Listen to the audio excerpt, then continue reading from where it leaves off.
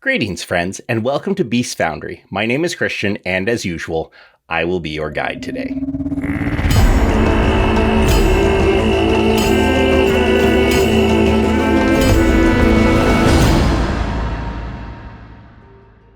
Now today, we're going to talk about one of the gods of Chandara. Recently, we did a primeval, and they're very powerful entities tied to the world, but they are not gods. They really aren't concerned with souls and worshippers. Gods are very much concerned with those things. They derive their power from the number of worshippers that they have, the number of souls that they're able to collect. So, that said, let's introduce you to, well, one of the most powerful gods. And, since we want to have fun with this, let's go ahead and cover Morgul, the Undying King, the Lord of Bones.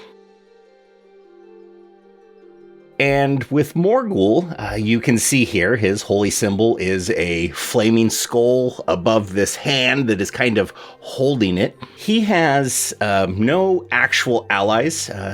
He is certainly far more powerful than many of the other gods. He doesn't concern himself with a lot of their schemes and other things that they are trying to achieve. He is really mostly concerned with collecting souls and the undead, who he sees as the ultimate evolution of life, is things turning towards this undeath state where they never have to worry about anything again. They can exist forever doing the things that they want to do. So he does have several enemies, but the most notable are the goddess Lefani, the goddess Chandris, and the god Ulthar. Now, we're going to cover them in later videos, and as the world of Beast Foundry and Chandara evolves, we're going to be showing you more of these gods, and many of them I don't have art for, but I have several that are already done and have been completed for a while, but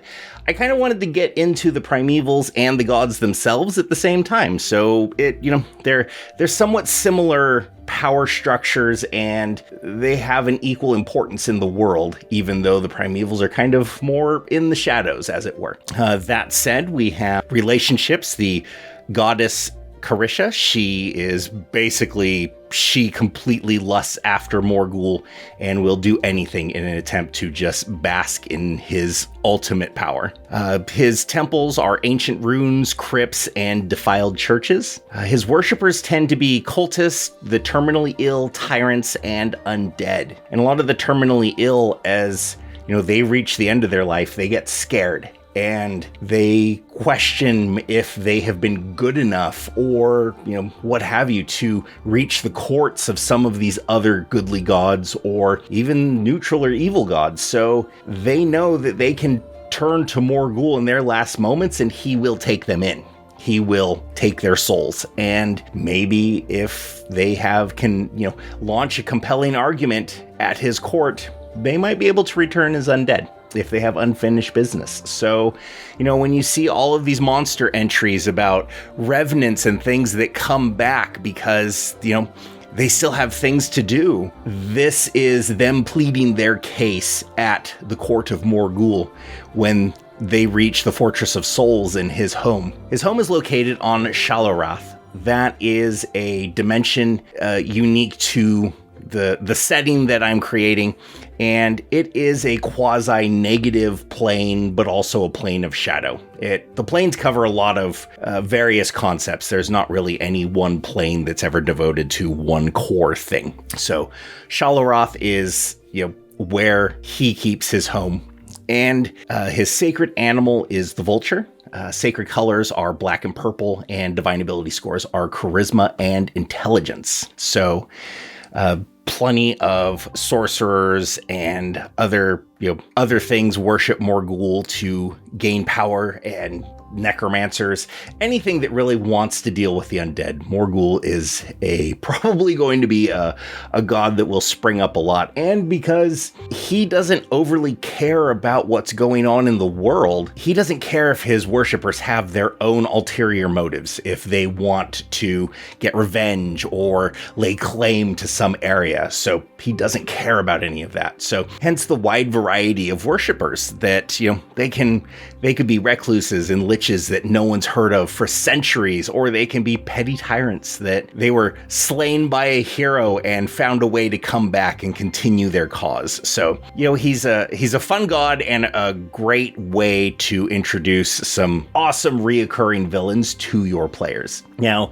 as we go down our sheet here, you'll see that we cover clerics, the evil champions known as desecrators, and then just the general followers of Morgul, information concerning them. And then over here at the top of the page on the right, we get, and this is something that Pathfinder did that I absolutely loved in their Gods and Magic book, was the boons and curses of when you make gods happy or angry. And I thought that was such a fun concept. So I absolutely wanted to include that information. So you'll be looking through here, you can see that a minor boon, you gain resistance 5 to positive energy. Great for undead characters. You have a moderate boon that drained effects drain away at a rate of 1 point per hour instead of 1 point per day. The major boon is if you die, you immediately can come back to life and switch your ancestry to a skeleton. So you will reform. I guess you won't immediately come back to life. You reform in 1d6 days as a skeleton. So that is a major boon. And then curses are, you are flat-footed. As a minor curse, you are flat-footed against undead. Moderate curse, negative healing. Or you gain negative healing as Morgul taints your soul. This can be horribly problematic for characters that do not deal with undead or have, characters in their group that also heal with negative energy. This is a very complicated issue to deal with, as anyone who's tried to play an undead can tell you. And major curse, any saving throws triggered by an undead source are treated as 1 degree worse. Now, this is clearly for those who have gravely offended the Lord of Bones. And also here we have getting into your standard followers' beliefs, the edicts, the anathema, followers' alignments, all pretty typical for what you would find of a god of this nature. And then here we have the amazing art that our own Vivian Campos did such a wonderful job on this. And Morgul has existed for such a long time that is just now at this point the remains of a torso. Everything else has wasted away, and he is more magic than really physical form at this point. And down here we find if you're going to be a cleric, the devotee benefits. Your divine font is harm, your divine skill is arcana, your favored weapon is the scythe, your domains are death, decay, magic, and undeath, and clerical spells. 2nd level is false life, 3rd level is cloud kill, and 8th level is horrid wilting. Horrid wilting is an amazing spell, and if you ever really need a great villain, I cannot recommend horrid wilting enough when your players get to that high level. Look at the range on that. That is a 500 feet and affects everything within 500 feet of you. That is a 1,000-foot diameter.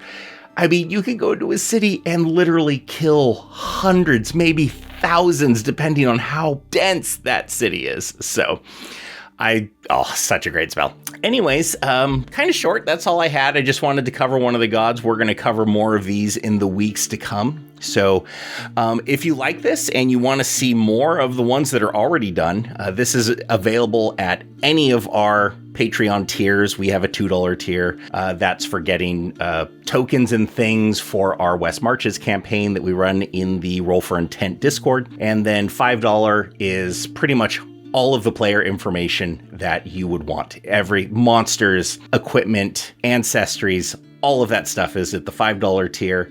Our $10 tier and $20 tiers right now, there's some stuff there. It is very much a work in progress. There is tons of art, desktop backgrounds, phone backgrounds, and also a couple of adventure things that I'm going to be working on. We have our graphic novel we're going to start releasing in small sections at a time in the upcoming months. That is going to start at our $10 tier. So we've got a lot of things we're working on, and if you love these videos or enjoy them, please like and subscribe and consider supporting us so that you can help me develop this and achieve my dreams and create this awesome fun world. And I have so much I want to do. Time is so limited in my availability to do it. So the more support I get, the more time I am able to put towards this. So anyways, I hope you all have a wonderful week, and until next time, game well, my friends.